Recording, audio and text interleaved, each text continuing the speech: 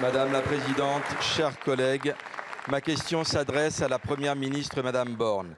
Il y a maintenant 15 jours, une élection législative partielle s'est tenue dans la première circonscription de Charente.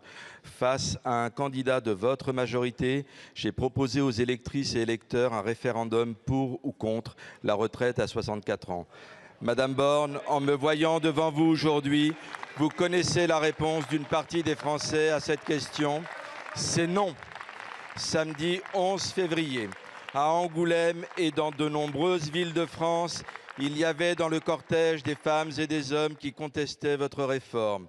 Des gens calmes, déterminés et dignes qui portaient une colère froide prête à exploser. Madame Borne, loin de s'affaiblir, le mouvement de contestation s'amplifie. Vous avez donc perdu la bataille de l'opinion. Les 8 centrales de l'intersyndicale sont prêtes à durcir le mouvement en mettant la France à l'arrêt dès le 7 mars. Le compte à rebours a commencé. Ici, dans cette Assemblée, vous avez contraint le temps de débat afin de ne pas discuter du fond, à savoir le partage des richesses. Vous vous targuez de ce que les riches placent leur argent en France, on peut les comprendre. Monsieur Macron, avec l'aide de votre gouvernement, multiplie les cadeaux fiscaux et vous leur permettez de se gaver comme jamais. Cette réforme va les gaver davantage, cela se sait et cela se voit. Pendant ce temps-là, par vos choix politiques, le prix des aliments a explosé, le prix de l'énergie a explosé, le prix pour se loger a explosé, les pauvres sont de plus en plus pauvres, les vols de nourriture se multiplient dans les magasins, tous les indicateurs passent au rouge. Madame la Première ministre, ma question est simple. Par votre entêtement, allez-vous prendre la responsabilité de bloquer le pays, voire de provoquer une explosion sociale? Je vous remercie.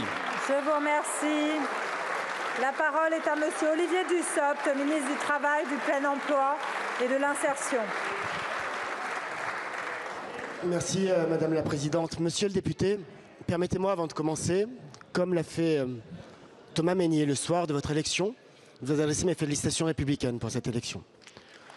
Et permettez-moi aussi, par ce même message, de dire à celui à qui vous succédez ici, l'amitié qui est la nôtre et la reconnaissance de tous ses collègues pour le travail qu'il a fait ici.